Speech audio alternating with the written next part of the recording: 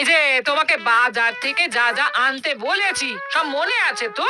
মনে থাকবে কি থাকবে না জানি না, তাই আমি কাগজে একটা ফর্দ বানিয়ে নিয়েছি। গোপাল দাদা, পুটির মায়ের দাঁতের যন্ত্রণাটা আরো বেড়েছে।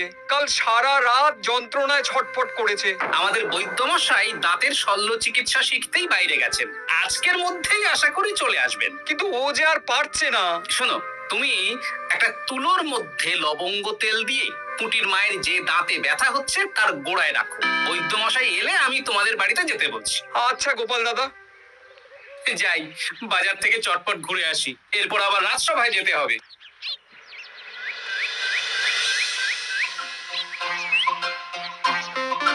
উফ, কি গরম রে বাবা, ছাতা নিয়ে বেরোলে ভালো হতো। এই তো সামনে আখের রস বিক্রি হচ্ছে, একটু আখের রস খাই, শরীরটা বেশ চাঙ্গা লাগবে। ভাই, আখের রস কত করে দিচ্ছ? 1 ভাঁড় 10 আনা গোপাল দাদা। দাও দেখি 1 ভাঁড়। এই যন্ত্রটা কিন্তু দারুণ। ওই আমাদের রাজ্যের বিজ্ঞানী মশাইয়ের অবদান।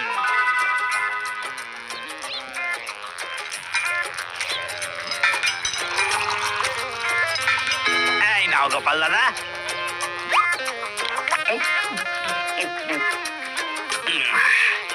আহ, শান্তি। এই নাও ভাই, তোমার 10 আনা।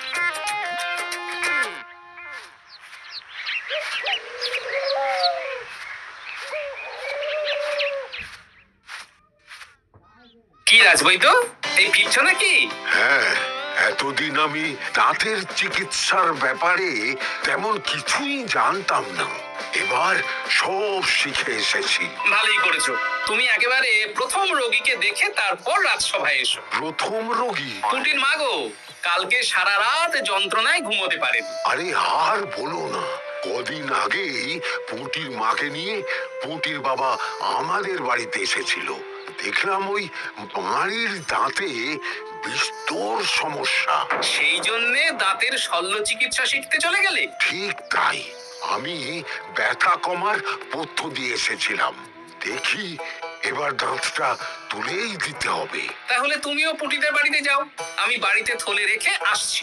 আজ না হয় দুজনে একটু দেরি করেই রাজসভায় যাব। বেশ বেশ।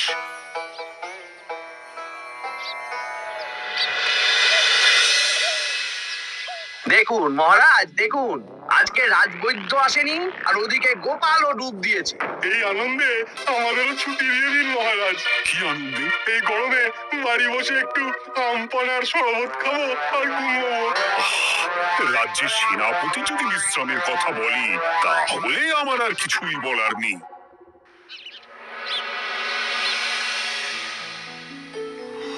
এই তো দাঁতটা পুরো পোকায় খেয়ে নিয়েছিল। এখন দুদিন কোনো কথা বলা যাবে না, শুধু জল বা তরল জাতীয় খাবার খাবে।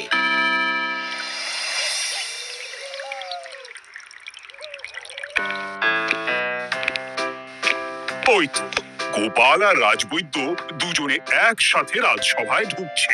রাজবৈদ্য মশাই ওনার জীবনের প্রথম শল্য চিকিৎসা করছিলেন, তাই আমিও দেখছিলাম। তা কি রাজবৈদ্য, সফল হয়েছো? হ্যাঁ মহারাজ, পুটির মায়ের একটা মাড়ির দাঁত পোকায় খেয়ে নিয়েছিল, সেটাই তুলে দিলাম।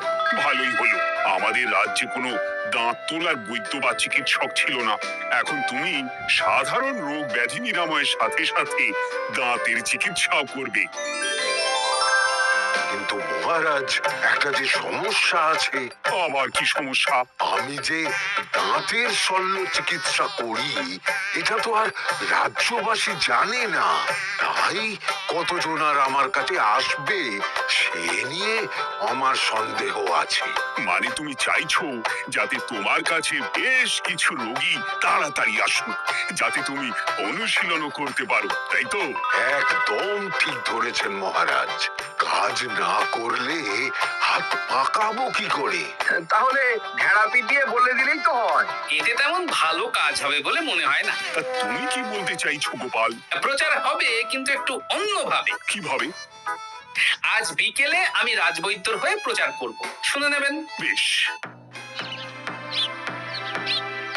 শুনুন শুনুন শুনুন, আমাদের কৃষ্ণনগরের রাজবৈদ্য এখন দাঁতের শল্য চিকিৎসাও করছেন। যারা যারা আমাদের রাজবৈদ্যের কাছে দাঁত তোলাবেন, তাদের দাঁত তোলার পরে দুদিন কোনো শত্রু থাকবে না। চিকিৎসার সময় সকাল 7টা থেকে সকাল 10টা পর্যন্ত।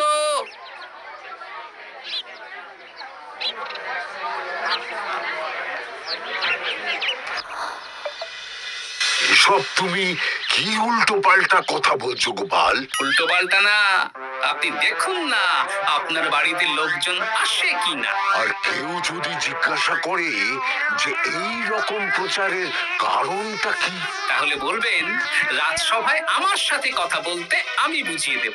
বেশ।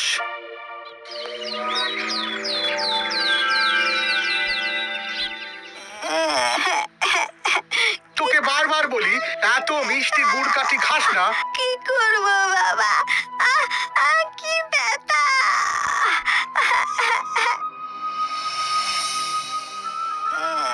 বাড়ি আছেন নাকি বৈদ্য মশাই?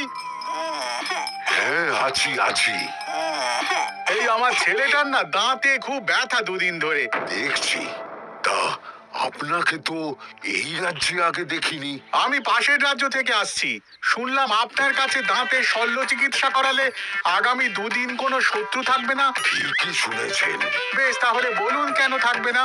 আগে চিকিৎসাটা করি, তারপর বলছি।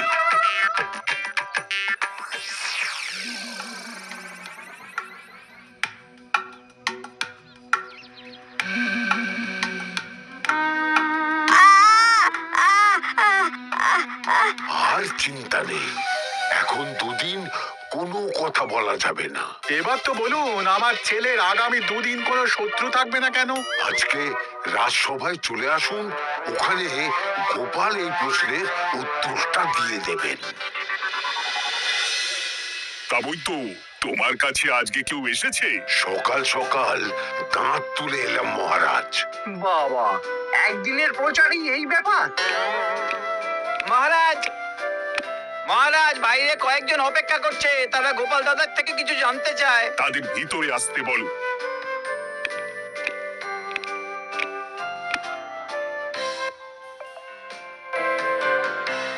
আজ আমার ছেলে বৈদ্য মশাইয়ের কাছে একটা দাঁত তুলিয়েছে। আমি জানতে চাই প্রচার অনুযায়ী আমার ছেলের নাকি আগামী দুদিন কোনো শত্রু থাকবে না, সেটা কেন বলা হয়েছে? বলতে পারি, কিন্তু কথা দিতে হবে। এই কারণটা বাইরে আর কাউকে বলা যাবে না। বেশ, বলবো না। বাংলায় একটা প্রবাদ আছে, বোবার শত্রু নেই। মানুষ সাধারণত কথার বিনিময়ে মতবিরোধ, বিবাদ বা শত্রুতা করে। যে ব্যক্তি কথা বলতে পারে না, তাই তার সঙ্গে কথা বলে মতবিরোধ হওয়ার কোনো সুযোগই নেই। মানে যার যার দাঁত তোলা হবে তারা তো আগামী দুদিন কথা বলতে পারবে না। আর কথা না বললে কোনো বিবাদ হওয়ার ব্যাপার নেই। আর বিবাদ না হলে কারো সাথে শত্রুতাও হবে না। কি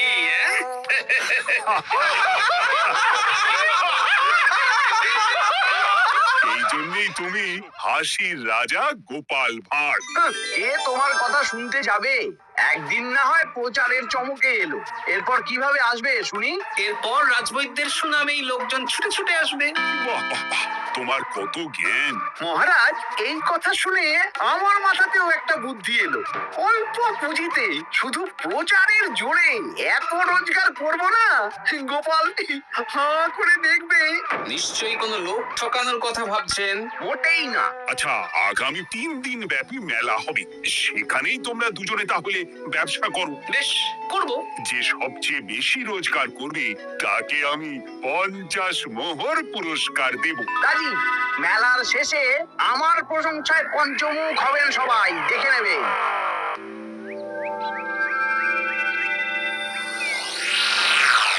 খুব তো বড় মুখ করে বলে এলেন যে ব্যবসা করবেন মেলার মাঠে। তা আপনি কি ব্যবসা করবেন শুনি? ভাগ্য পরীক্ষার দোকান দেব। মানে? মানে আমি বিভিন্ন মেলায় দেখেছি যে একটা দোকানে নিচের দিকে হেলানো অবস্থায় একটা পাতলা কাঠের পাটাতন থাকে। সেই পাটাতনের উপরে 1 থেকে 6 অবধি সংখ্যা লেখা থাকে, তাই তো? হ্যাঁ, যারা মেলায় ভাগ্য পরীক্ষা করতে আসবে তাদের ফাঁপা লোহার 6টা বল দেয়া হবে।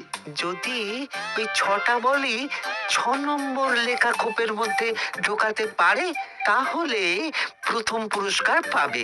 আমিও ওটারই দোকান দেব, কিন্তু শুধুমাত্র একটাই পুরস্কার থাকবে। 6টা বল 6 নম্বর খোপের মধ্যে ফেলে কেউ যদি 36 করতে পারে তাহলে সে পাবে 100 মোহর উপহার। আরে খেলার জন্য কত মোহর লাগবে? 1 মোহর। আপনি কিন্তু জেনে বুঝে বিপদ ডেকে আনছেন।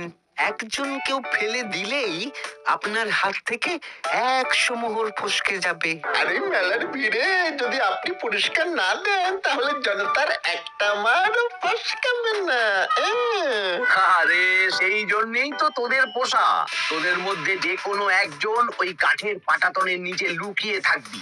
যখনই দেখবো কেউ 36 করে ফেলছে আমি গলা ঠাকরাবো আর তোরা কাঠের পাটাতনটা হালকা করে নিচ থেকে নাড়িয়ে দিবি। এটা তো দারুণ বুদ্ধি। কি বলছো গোপাল, তুমি আখের রসের দোকান দেবে? হ্যাঁ, এই গরমে আখের রসের বেশ চাহিদা। তোমার বানানো ওই যন্ত্রের চাকা ঘোরাবো আর আমার ভাগ্যের চাকা ঘুরবে। সে ঠিক আছে, আমার কয়েকটা যন্ত্র বানানোই আছে। তুমি না হয় মেলায় ব্যবহার করো 3 দিন। ব্যাস, আর চিন্তা নেই। এবার শুধু জমিয়ে আখের রস বিক্রি করব, সাথে বিভিন্ন মশলা, বরফ আর পাতিলেবুর রস দেব।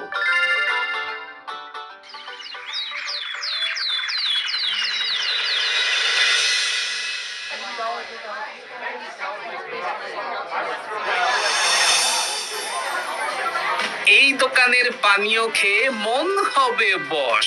গোপাল ভাঁড় নিয়ে এসেছে ঠান্ডা আখের রস। আরে গোপাল দাদা, তুমি আখের রস বিক্রি করছো? ঠান্ডা আখের রস। কত করে গো গোপাল দাদা? 1 ভাঁড় মাত্র 10 আনা। 6 ভাঁড় দাও। এক্ষুনি দিচ্ছি। আসুন আসুন আসুন, সবাই আসুন।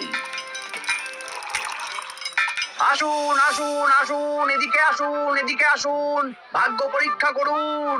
1 মোহরে 100 মোহর।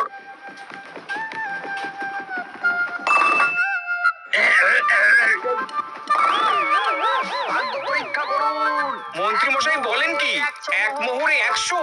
তুমিও ভাগ্য পরীক্ষা করাবে নাকি? একবার বাজিয়ে দেখতে দোষ কি? দাও, আখের রস খেয়ে বরং চলে যাই। এই তো হয়ে এসেছে। এই নাও, ধরো।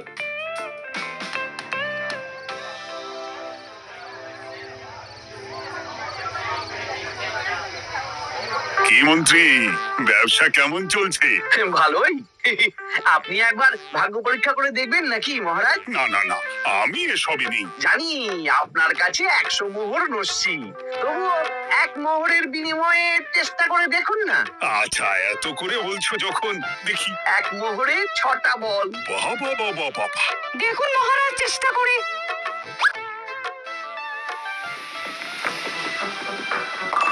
এই তো একটা 6 পড়েছে। আবার চেষ্টা করুন। জয় মা জয় মা। আবার 6। ছাপাস। দেখুন হয়ে যেতে পারে, আর তো মাত্র 4টে বাকি। দেখি তৃতীয়টা। আরে বাস, আবার 6। নিন খেলুন। এই যা, হলো না। আরেকবার প্রথম থেকে চেষ্টা করবেন নাকি মহারাজ?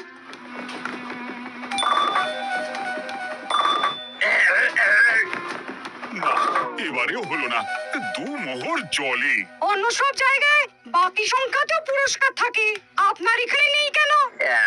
আমার এখানে ধামাকা পুরস্কার, তাই বাকি আর কিছু রাখিনি। 36 করতে পারলেই 100 মোহর। এই নাও মন্ত্রী, 2 মোহর।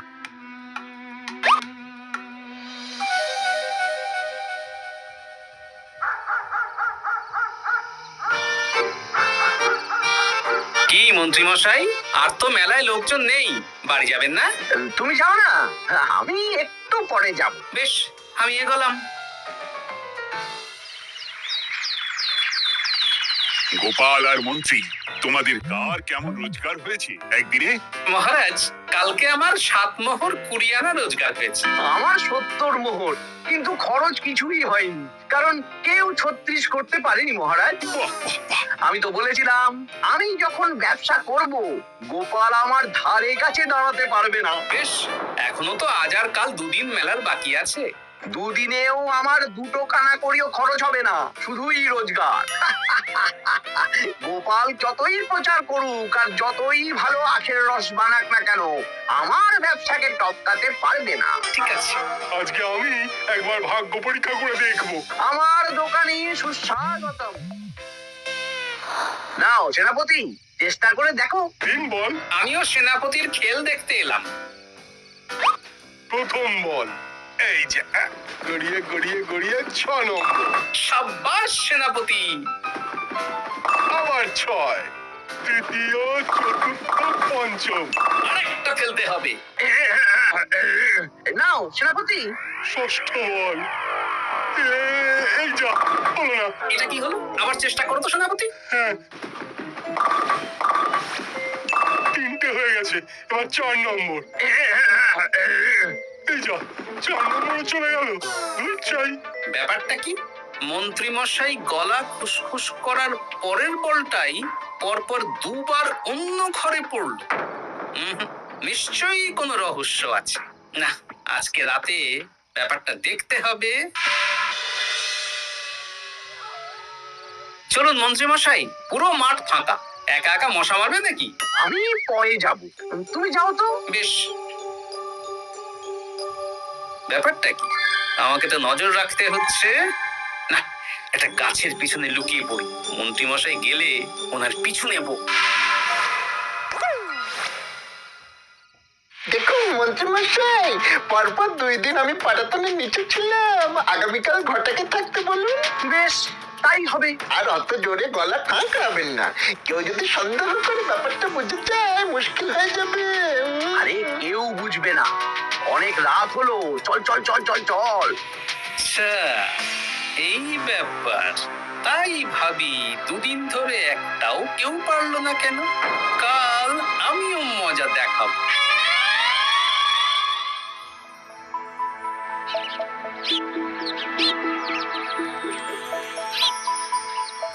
বাবা চলে এসেছেন দেখছি।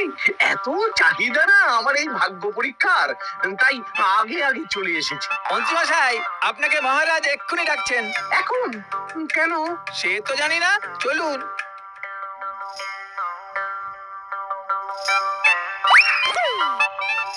এই বেটা ঘটা, এবার বেরো। কি গোপাল দাদা, তুমি? হ্যাঁ, আমি। খুব চালাক ভেবেছিস না? মন্ত্রী মশাইয়ের খেলা আজকে শেষ। প্রহরী, থেকে ধরে নিয়ে যাও।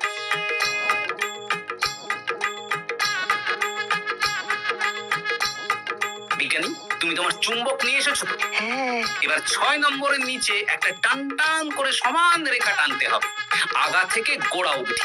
তুমি তো সব সকালে বুঝিয়ে দিয়েছো, দাঁড়াও দাগটা টেনে নি। একদম 6 নম্বর খোপ অবধি যাচ্ছে, সেই অনুযায়ী টান টান করে দাগ টানো। টানছি, তুমি বাইরে নজর রাখো। নজর রাখছি। কাজ হয়ে গেছে, তুমি একবার অনুশীলন করে দেখে নাও। হ্যাঁ, দেখছি। শুরু করো। শুরু করছি। একদম পাক্কা আছে। ধুর, কেউ ডাকেনি, অকারণে সময় নষ্ট করলো। কতগুলো খদ্দের ফিরে গেছে কে জানে। কি হলো মন্ত্রী মশাই, এত রাগ কিসের? রাগ হবে না, ওরই বেটা আমার সাথে মজা করছিল। বেশ অনেকজন খদ্দের ফিরে গেল। আমার কত ক্ষতি হয়ে গেল। আমি খেলে আপনার ক্ষতিপূরণ দিতে পারি। তুমি খেলবে? হ্যাঁ, ভাগ্য পরীক্ষা করতে দোষ কোথায়? ওই তো বেশ কয়েকজন সভাসদেরা আসছেন, সবার সামনেই খেলবো। তাহলে শুরু করি। হ্যাঁ, শুরু করো। এই বল যা, 6 নম্বরে যা। বস, গোপালের ফেলাফল তো গড়ালো না, সোজা 6 নম্বরে চলে গেল। এই দেখুন, আবার যাবে। বলকে আমি বলবো, বল কথা শুনবে। এই বল যা তো, 6 নম্বরে যা। আবার 6। কি এটা কি হচ্ছে? যা বল, এটাও 6 নম্বরে যা। আবার 6, 100 মোহর। এটা কি করে হলো? দিন মন্ত্রী মশাই, 100 মোহর দিন। ইয়ে না, মানে মন্ত্রী, দাও বলছি। আমি আবার আবার খেলবো। জয়। আবার ছয়। আবার 100 মোহর। আর নেই। এই ঘটা কি করছিস কি? ঘটা নেই মন্ত্রীমশাই, আমি আছি। আর আছে আমার চুম্বক। মানে মানে তোমার কারসাজি ধরা পড়ে গেছে মন্ত্রী। গোপাল আমাদের সব বলেছে। আপনি যেমন ছলনা করে ভাগ্য পরীক্ষার ব্যবসা করছিলেন, তেমনি গোপালও ছলনা করে আপনার ব্যবসা উল্টে দিল। তাহলে শেষমেশ কে জিতলো? হাসির রাজা, জ্ঞানী রাজা, রসিক রাজা, গোপাল ভাঁড়। লোকের ভাগ্য পরীক্ষা করছিলাম আর আমার এলো